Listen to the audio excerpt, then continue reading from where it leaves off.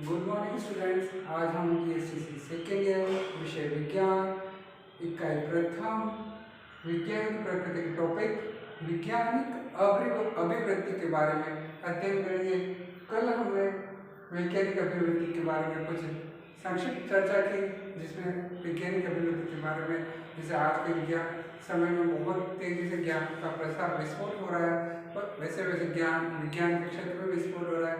तो आने वाले 10 वर्षों में विज्ञान और ज्ञान का इतना विस्फोट हो जाएगा कि वो आने वाले 10 अभी जो कंडीशन है वो उससे पूर्व 10 वर्ष बाद में वो स्थिति बदल जाएगी। इस बारे में बताया गया है। वैज्ञानिक अभिवृत्ति के बारे में कल कुछ बताया था, जिसमें संक्षिप्त में और आपको बता रहा हूँ। आज के युग में जो समय ज्ञान के क्षेत्र में विस्फोट हो रहे हैं, पर विज्ञान के क्षेत्र में कुछ वर्षों पूर्व जो स्थिति थी उससे आज की स्थिति बहुत भिन्न है। हर दिशा में इतनी तेजी से आविष्कार हो रहे हैं कि अब यह माना जाता है कि हर 10 वर्ष में ज्ञान दुगुना हो जाएगा। दूसरे शब्दों में यह कहा जा सकता है कि आज वैज्ञानिक जगत में जितनी जानकारी है आगामी 10 वर्षों में वह दुगुनी हो जाएगी।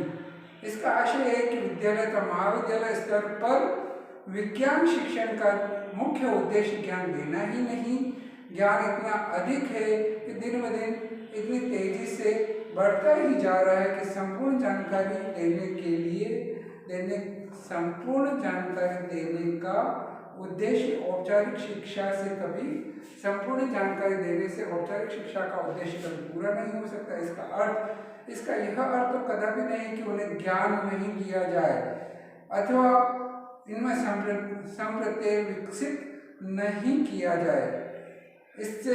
इसमें निहित अर्थ यह है कि ज्ञान जितना संभव हो उतना ही दिया जाए, पर विज्ञान शिक्षण के द्वारा वैज्ञानिक अभिवृत्ति के विकास पर बल दिया जाए और इस प्रकार विद्यार्थी में स्वतः सीखने की जिज्ञासा विकसित की जाए कि वे स्वतः ज्ञान कहाँ से व कैसे प्राप्त करें, यह दक्षता उन्हें विकसित हो जाए। सही पुस्तक कैसे ढूंढी जाए और नया ज्ञान अर्जित करने में उनका उपयोग कैसे किया जाए, यह सब सीख सके। संक्षेप में विज्ञान शिक्षण का उद्देश्य अब ज्ञान अर्जन तक ही सीमित नहीं रहा है। सीमित न रखकर कुछ ऐसे गुण अथवा मुख्य उद्देश्य प्राप्त करना होना चाहिए जो दूरगामी हो। उन्हें विज्ञान शिक्षण के द्वारा छात्रों को वैज्ञानिक विधि में प्रशिक्षण तथा उसमें वैज्ञानिक अभिवृत्ति का विकास प्रमुख हो। वैज्ञानिक विधि द्वारा समस्याओं का हल कैसे ढूंढा जा सकता है अथवा वैज्ञानिक विधि के क्या क्या सोपान है, वैज्ञानिक अभिवृत्ति क्या है, इसके क्या क्या लक्षण है, जिस व्यक्ति में वैज्ञानिक अभिवृत्ति का समुचित विकास हुआ है उसमें क्या गुण परिलक्षित होंगे, ऐसे प्रश्नों का उत्तर ढूंढने का यही प्रयास किया गया है। वहीं national society of studies of education के अनुसार सहज जिज्ञासा, उदार मनोवृत्ति, शुद्ध ज्ञान की इच्छा, ज्ञान प्राप्ति की प्रक्रिया में विश्वास तथा प्रमाणित ज्ञान द्वारा समस्या समाधान की आशा आदि गुण वैज्ञानिक अभिवृत्ति के अंतर्गत आते हैं। वैज्ञानिक अभिवृत्ति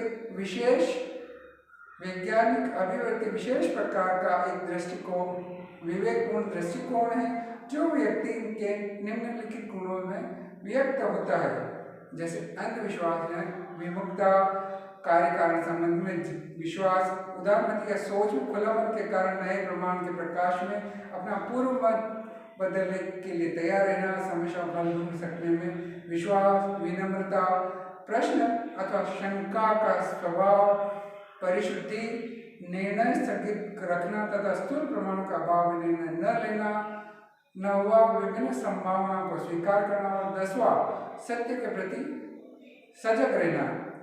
इन गुणों के बावजूद भी उनमें कुछ विशेष वैज्ञानिक अभिवृत्ति रखने वाले व्यक्ति में उपयुक्त गुण स्पष्ट दिखाई देते हैं। इसके अलावा कुछ और सूक्ष्म विशिष्टताएं होती है जो वैज्ञानिक अभिवृत्ति के अंतर्गत आती है। नंबर 1, अंधविश्वास से विमुखता की धारणा को विकसित करना। समाज में कभी कभी जड़ समाज में कभी कभी जड़ विश्वास घर कर जाते हैं। समाज में कभी कभी जड़ विश्वास घर कर जाते हैं। विज्ञान इन पर कठोर प्रहार करता है।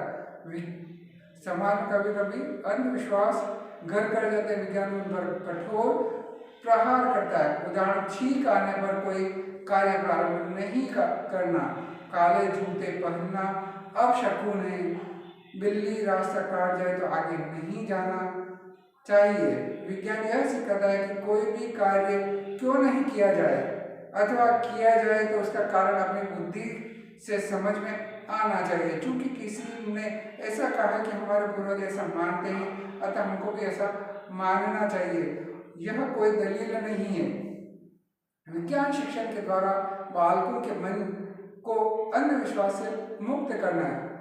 नंबर 1, अंधविश्वास से मुक्ति की धारणा में यह बताया गया है कि समाज में कभी कभी अंधविश्वास हमारे ऊपर घर कर जाते हैं।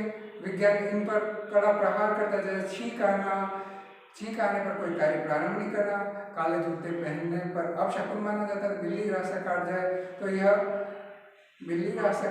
तो हमें आगे नहीं जाना चाहिए।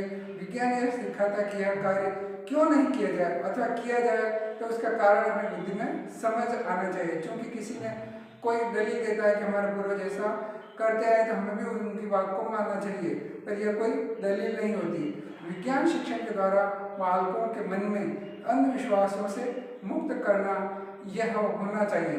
नंबर 2, कार्य कारण संबंध में विश्वास। कार्य कारण संबंध में विश्वास, जिस व्यक्ति में वैज्ञानिक अभिवृत्ति का समुचित विकास हुआ, जिस व्यक्ति में वैज्ञानिक अभिवृत्ति का समुचित विकास हुआ है, वह अपने आसपास की घटनाओं को कार्य कारण संबंध के परिप्रेक्ष्य के रूप में देखता है। प्रकृति में जो भी घटनाएं घटित हो रही है उन सब के पीछे कोई न कोई कारण है। लोहे पे जंग लग जाना, इसका कोई कारण होना चाहिए। दिन को तारे नहीं दिखाई पड़ते, पौधों को बहुत पानी दिया जाए तो वह मुरझा जाते हैं। वर्षा आती है, मनुष्य की उम्र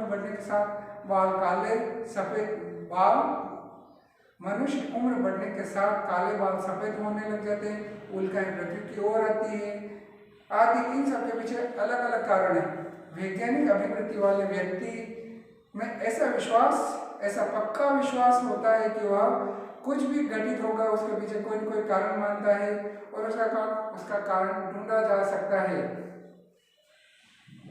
कार्य कारण संबंध में यह बताया गया है कि जिस व्यक्ति में एक वैज्ञानिक अभिवृत्ति का समुचित विकास होता है, वह अपने आसपास की घटनाओं को कार्य कारण संबंध के रूप में देखता है। प्रकृति में जो भी घटनाएं घटित होती है वह उन सबके पीछे कोई न कोई कारण मानता है। जैसे लोहे पर जंग लगना, इसका कोई कारण होना चाहिए। दिन में तारे नहीं दिखाई देना, पौधे को बहुत पानी देने पर पौधा मुरझा जाना, वर्षा आना, मनुष्य की उम्र के साथ काले बाल सफेद होना, उल्काएं पृथ्वी की ओर गिरती है आदि कारण के पीछे कोई न कोई कारण है। वैज्ञानिक अभिवृत्ति वाले व्यक्ति में ऐसा पक्का विश्वास होता है कि जो कुछ घटित हुआ है इसके पीछे कोई कोई कारण है और यह कारण ढूंढा जा सकता है। नंबर 3, उदारमति या सोच में खुलापन और नए प्रमाण के प्रकाश में अपना पहले वाला मत बदलने के लिए तैयार रहना। सही प्रकार से किए गए विज्ञान शिक्षण के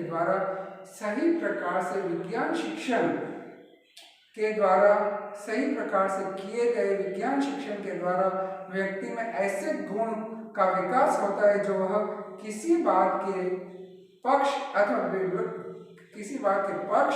अथवा विपक्ष में सब दलीलें सुनने के लिए तैयार रहता है।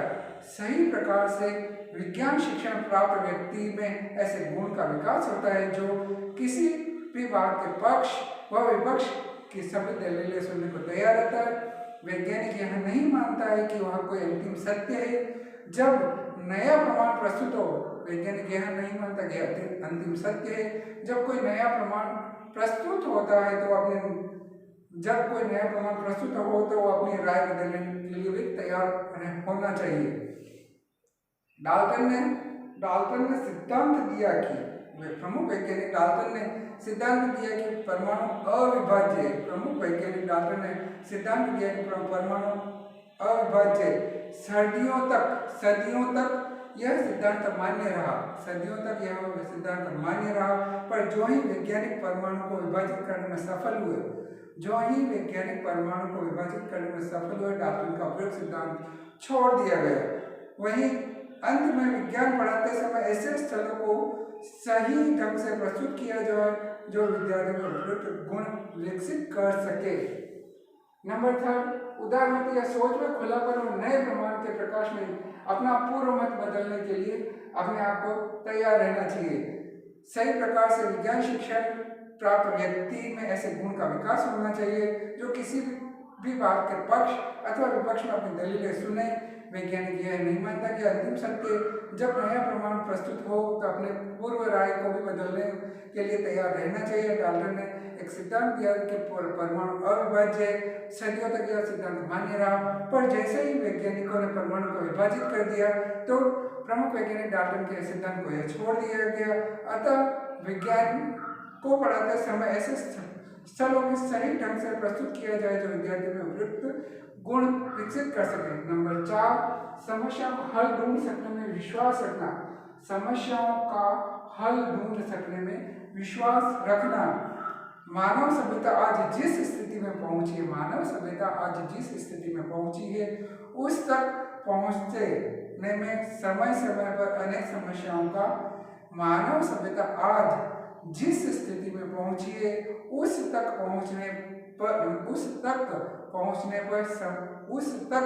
पहुंचने में समय समय पर अनेक समस्याओं का सामना करना पड़ा, जैसे चेचक, मलेरिया, तपेदिक जैसे रोग हो जाते थे। कभी कभी महामारी के रूप में भी यह फैल जाते थे। मनुष्य ने इन सब से हार नहीं मानी, बल्कि विज्ञान का सहारा लेकर बड़ी से बड़ी समस्याओं पर भी काबू या विजय पाई है। वैज्ञानिक जानकारी देते समय विद्यार्थियों को ध्यान इस ओर भी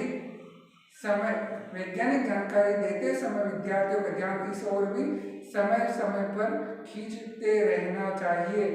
इससे उनमें यह आस्था दृढ़ होगी कि विज्ञान की मदद से समस्याओं के हल ढूंढे जा सकते हैं।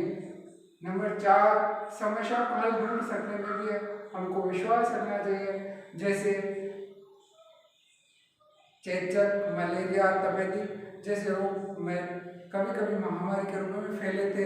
मनुष्य ने इन सबसे हार नहीं मानी और विज्ञान का सहारा लेकर बड़ी से बड़ी समस्या पर काबू या विजय पाई है। नंबर 5, विनम्रता। वैज्ञानिकों द्वारा काफी समय तक प्रकृति पर काबू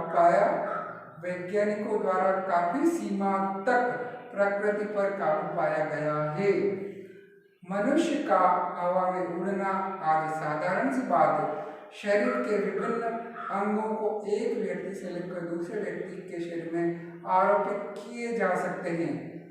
यह सब होते हुए भी सच्चे वैज्ञानिक में यह विनम्रता होगी कि वह यह नहीं समझेगा कि वह सब कुछ जानता है या कि वह सब कुछ कर सकता है। उसकी यह मान्यता है कि कई प्रश्न अनुत्तरित हैं, उसने सब प्रश्नों के हल नहीं ढूंढ लिए हैं।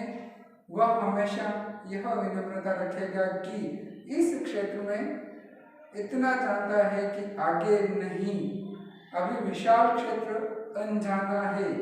ज्ञान अनंत है, मनुष्य के प्रश्न भी अनंत है, प्रकृति के रहस्य असीमित है।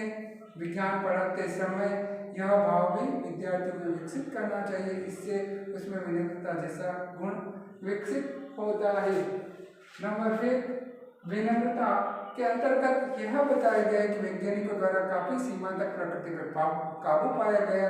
मनुष्य का हवा में उड़ना आज साधारण सी बात है, शरीर के विभिन्न अंगों को एक व्यक्ति से लेकर दूसरे व्यक्ति के अंगों में आरोपित किए गए।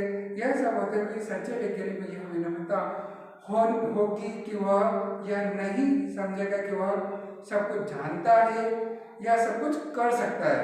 उसकी यह मान्यता कि कई प्रश्नों के जवाब नहीं दिए गए जा सकते, उसने सब प्रश्नों के हल नहीं ढूंढ सकता है। वह हमेशा यह विनम्रता रखेगा कि इस क्षेत्र में वह इतना जानता है कि आगे नहीं, अभी विशाल क्षेत्र अनजाना है। ज्ञान अनंत है, मनुष्य के प्रश्न भी अनंत है, प्रकृति के रहस्य असीमित है। विज्ञान पढ़ाते समय यह भाव भी विद्यार्थियों में विकसित करना चाहिए। इससे विद्यार्थियों में विनम्रता का गुण विकसित होना चाहिए। आज हम वैज्ञानिक अभिवृत्ति रखने वाले व्यक्ति में निम्न गुण स्पष्ट दिखाई देंगे। वैसे 10 गुण हैं, उनमें आज हम अंधविश्वास में विमुखता की धारणा, नंबर 2 कार्य कारण संबंध में विश्वास, नंबर 5 उदाहरण या सोच में खुलापन और नए प्रमाणों के प्रकाश में अपना पूर्ण मत बदलने को तैयार रहना, समस्याओं को हल ढूंढ सकने में विश्वास रखना तथा विनम्रता तक अध्ययन किया। नंबर 6 प्रश्न अथवा शंका करने का स्वभाव। नंबर 7 परिशुद्धि। 8वां निर्णय स्थगित रखना। 9वां विभिन्न समस्याओं को स्वीकार करना और 10वां सत्य के प्रति वफादारी रखना। यह 5 पॉइंट हम कल अध्ययन करेंगे। आपका दिन शुभ हो, ऐसी प्रभु से कामना करता हूँ।